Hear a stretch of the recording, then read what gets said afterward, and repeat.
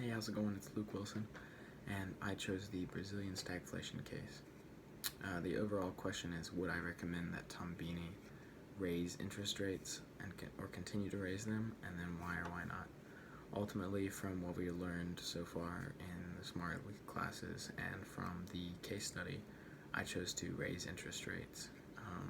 I think that this ultimately would lower inflation and be best for the country, although it would likely raise unemployment.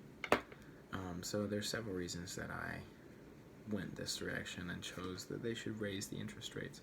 And the first was actually that I believe part of the reason that Tambini is so distraught and split between the two, as hard as the decision as it is that he's worried about his job and he's worried about being fired from the president that's currently sitting.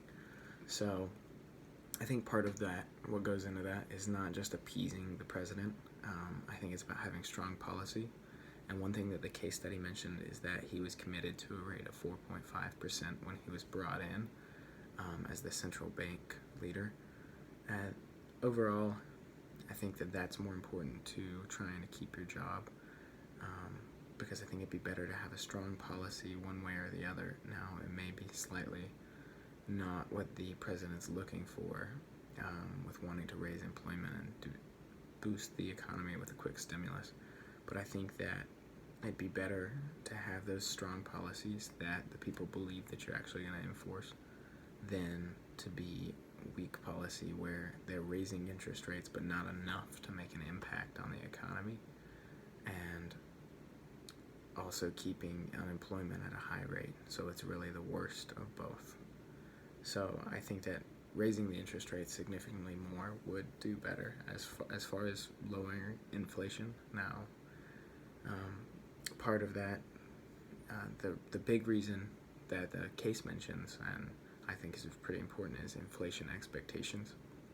And so that's basically where companies that have employees would raise the amount of wages that they're paying their employees in the long run.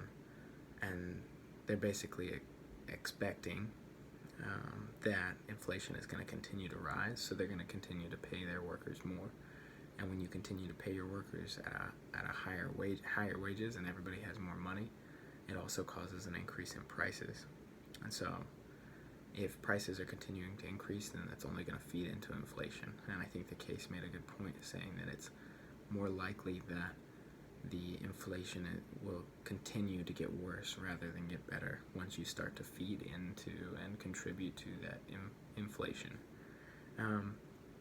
So I think, though, if the interest rates are high enough that inflation breaks, it would actually benefit the workers in a way, because, like I was saying, if they were to raise the wages for those workers to 5 or 6% more every year, but then the interest rates break, then those workers are actually going to end up being pocketing more money and potentially then buying more, which will contribute to overall demand and potentially cause an increase in demand for jobs as well, which could help employment. Another point is that the case talks about, and smartly talks about also, is that history shows that inflation will actually get worse than better the more you contribute to it. So, like I said, the inflation pressure will build up, and we've seen that in several cases. The case study mentions the U.S. oil price shock that caused stagflation in the 70s, and then also in our Smartly studies, I remembered it talked about the Zimbabwe case in 2008, where essentially the money was less valuable than toilet paper.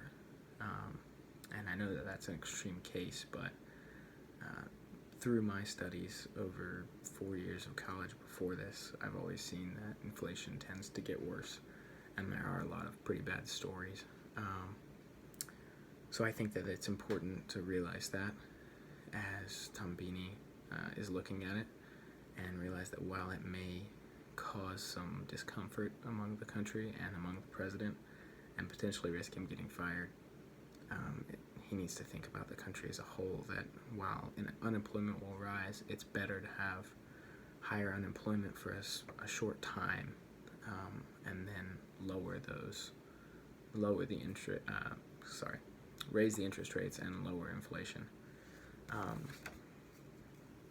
Also, so I was trying to think through the other side of it, and it would be that some may say that raising the interest rates is bad because, according to Okun's law, a 1% rise in unemployment actually equals a 2.5% drop in GDP.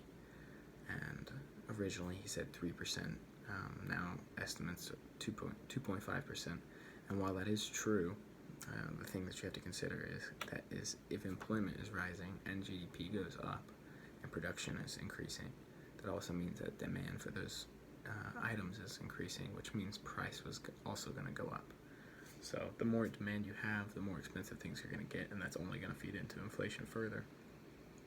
So really, boosting employment, while it might seem like a quick fix, I think is overall a bit dangerous and reckless, because it can continue to just feed into inflation, and it doesn't matter then if people are employed, because they just won't have the money to be able to pay for things because their wages are not matching the inflation rate.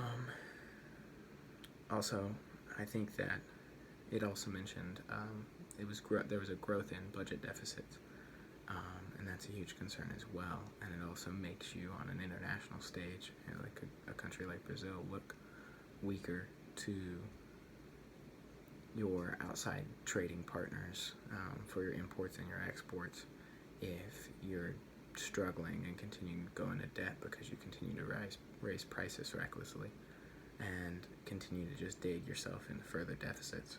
And it also mentioned that international investors were doubting Tombini, thinking that he was going to keep interest rates low to kind of put a band-aid on the situation, which only weakens the economy even more and makes it less likely that international partners are going to want to trade with them. So I was trying to think, though, through it, what you could do to also benefit employment.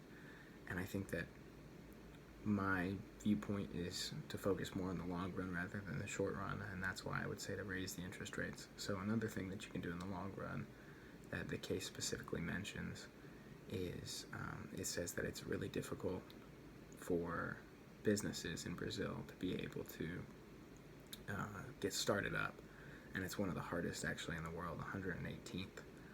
So I think that that's one thing that the president and Tombini could work towards in the long run, since we're focusing a lot on that, is to actually work on policies that lower barriers to entry for new businesses, because I think that if you're allowing new businesses to grow and prosper more often, you're also increasing the amount of demand for jobs as there's new businesses.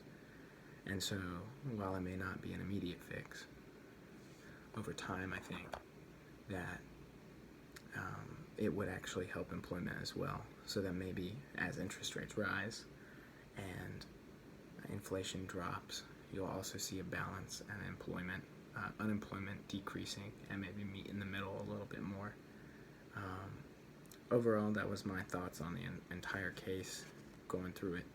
I think it was a good thinking point to what we've been studying here recently with inflation and with just looking at countries as a whole and macroeconomics. So it was a good exercise, kind of put it into practice, and I really enjoyed the case. And I think it made me think, and I was pretty conflicted back and forth between which one I was going to choose, actually, of raising interest rates or lowering them to increase employment. I had originally chosen employment and actually ended up switching, thinking through it and looking back through the Smartly cases. So overall, I thought it was a great case study, and I appreciate the opportunity to speak. So thank you.